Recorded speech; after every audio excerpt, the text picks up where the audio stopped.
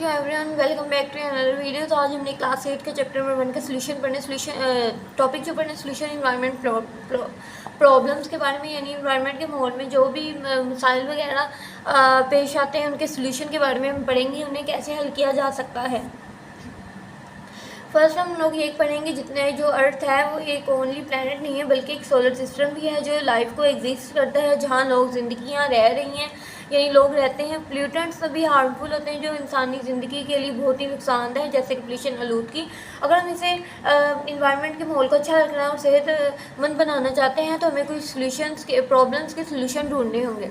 नीचे बताए गए हैं। रिड्यूसिंग पोल्यूशन किसे कहते हैं? रिड्यूसिंग पोल्यूशन वो होती है, अगर हम देखा जाए कि डोमेस्टिक ट्रैश जितना भी गार्बेज वगैरह कूड़ा वगैरह होता है, अगर उस कूड़े को पहले हम यही करते हैं कि उस कूड़े को जला दिया जाता है, तो कूड़े को जलाने के बाद वो जितना भी गार्बेज ट्रैश को जलाया जाता है वो जाके हमारी इन्वायरमेंट में मिल जाता है, हवा में जाके, एयर में जाके मिक्सअप हो जाता है। उसके डिफरेंट गैसेस बनती हैं जो ह्यूमन्स बीइंग के लिए जो डिफरेंट हार्मफुल टॉक्सिक गैसेस बन जाती हैं। वो जब इनहेल करते हैं उसके से उसका ब्रेन डैमेज होता है, उनकी लंग्स को भी डिफरेंट इफेक्ट होता है। बट इन चीज़ों को रोका कैसे जाए, इन्हें कैसे इन चीज़ों से कह लें कि हम लोग हार्मफुल अफेक्ट से जो हमें अफेक्ट होते हैं कैसे इनसे प्रोटेक्शन हासिल की जा सकती है। तो हम देखेंगे कि रिड्यूसिंग पोल्यूशन में अगर जितना भी कूड़ा वगैरह है, ट्रैश है, गार्बेज है, उसे अच्छे तरह से जलाया जाए, उसे यूटिलाइज़ किया जाए। अगर इस टाइप से यूटिलाइज़ किया जाए कि उसे लोगों को ना इन्वायरमेंट माहौल ख़राब हो, ना ही उसे जलाया जाए। अगर हम लोग देखें तो जो व्हीकल्स होती हैं, कार्स होती हैं, उनका जो फ्यूल होता है, फ्यूल जितना भी है वो कार जो है वो फ्यूल के बगैर वाली यूज़ की जाए, इलेक्ट्रिक कार्स यूज़ की जाए। अगर जो धुआं ही नहीं होगा, अगर फैक्ट्रीज़ का भी धुआं नहीं होगा और कूड़े का भी धुआं वगैरह नहीं होगा, कुछ ऐसे हार्मफुल इफेक्ट नहीं होंगे, तो जो हमारी इन्वायरमेंट है वो भी हेल्थी और क्लीन रहेगी। इससे ये भी होगा कि जो हमारा ग्लोबल वार्मिंग का भी होगा, ग्रीन हाउस भी होगा, उसे भी इफेक्ट नहीं होगा, वो भी नॉर्मल ही रहेगा। अगर इन चीज़ों पे हम कंट्रोल ना कर पाए तो ये जो ग्रीन हाउस इफेक्ट है ये भी अनकंट्रोल इसका फंक्शन हो जाएगा और काफ़ी पॉइजन गैसेज जो हैं वो स्प्रेड हो सकती हैं। जो क्लोरोफ्लोरोकार्बन है वो फ्री प्रोड्यूस है, शुड बी यूज। इसे हमें करना चाहिए। इसकी 4 स्ट्रेटजीज हैं, उनमें रिफ्यूज़, रिड्यूस, रिसाइकिल। अगर हम लोग गार्बेज को रिफ्यूज़ करें, फिर रिड्यूस करें, फिर रिफ्यूज़, फिर रिसाइकिल करें तो इसकी कंजर्वेशन ऑफ रिसोर्स है, शुड बी अडॉप्ट कर सकते हैं। ट्रीज़ को ज़्यादा से ज़्यादा लगाना चाहिए। अगर हम अपने माहौल के अंदर दफ्तरों को ज़्यादा से ज़्यादा इन्वायरमेंट के अंदर लगाएंगे तो वो ये होगा कि जितनी भी कार्बन डाइऑक्साइड है वो टॉक्सिक होती है, उसे वो जो दरख्त होते हैं वो इनहेल करते हैं और जितनी भी ऑक्सीजन है उसे एग्जिट करते हैं।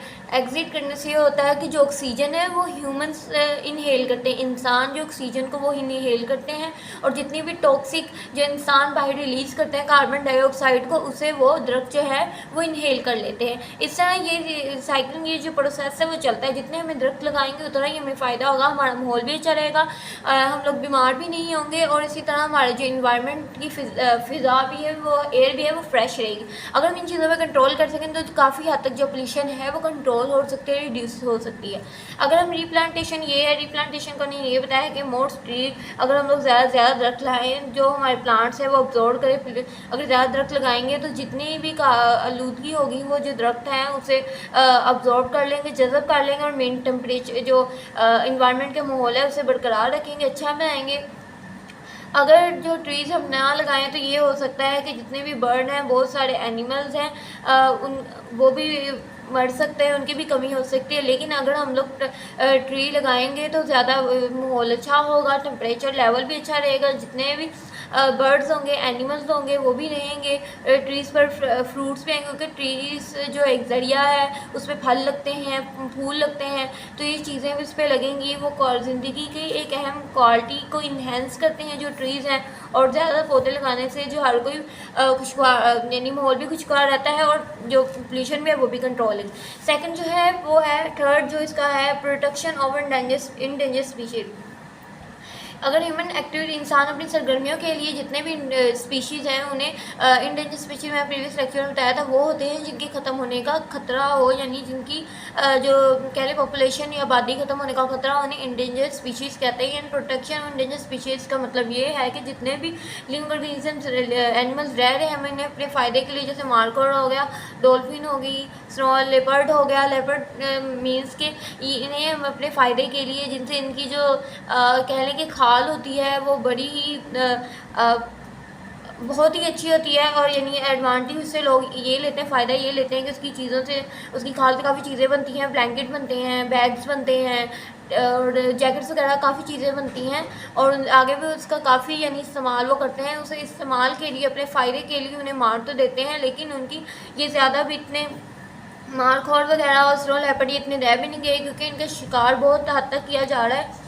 इनके शिकार की वजह से इनकी जितनी भी आबादी में वो कमी आ रही है। हमें चाहिए कि जितने भी स्पीशीज़ हैं हम इन्हें ना गंवाएं, और ना ही जैसे दरख्तों की कटाई हम अपने फ़ायदे के लिए करें, ये भी ना करें, तो काफ़ी हद तक जो है ये सेटलमेंट हो सकती है, ग्लोबल वार्मिंग कंट्रोल हो सकती है। इससे ये होगा कि अगर हम गवर्नमेंट जितनी भी डेवलप हो रही है उसे चाहिए कि प्रोटेक्ट करे जितने भी इंडेंजर स्पीशीज़ हैं, उन्हें उनके जितने भी इंडेंजर स्पीशीज़ को, उनका शिकार को कंट्रोल किया जाए, और डिफॉरेस्टेशन यानी जितने पौधों दरख्तों की कटाई उन्हें भी रोका जाए, और नेचर जो रिजर्व करे, पोल्यूशन भी ख़त्म हो जाएगी, इसी तरह माहौल भी अच्छा हो जाएगा, और हंटिंग ट्रेड जो है ये भी ख़त्म किया जाए। गवर्नमेंट को प्लान करना चाहिए कि इंडेंजर स्पीशीज़ है उसे प्रोटेक्ट करनी चाहिए, उसकी प्रोटेक्शन अपनी कस्टडी में करनी चाहिए, और आउटसाइड जितने भी नेचुरल हैबिट्स हैं उन्हें, जैसे एग्जांपल में आ जाते हैं जानवर जू में, उनके प्रोटेक्शन करनी चाहिए। तो यही बताया है कि इंडिजिनस स्पीशीज़ का जो हम लोग आजकल लोग अपनी इंडिजिनस स्पीशीज़ का शिकार कर उन्हें कम करना चाहिए, जैसे रिवर में डॉल्फिन, मार्कोर और स्नो लेपर्ड, इनको, ताकि इनकी बचत हो और इनकी जो पॉपुलेशन है वो भी आगे बढ़ सके। सो यस, ये था आज का हमारा लेक्चर। अगर आपको कुछ भी ना समझ आए तो आप मुझे इनबॉक्स में मैसेज कर सकते हैं।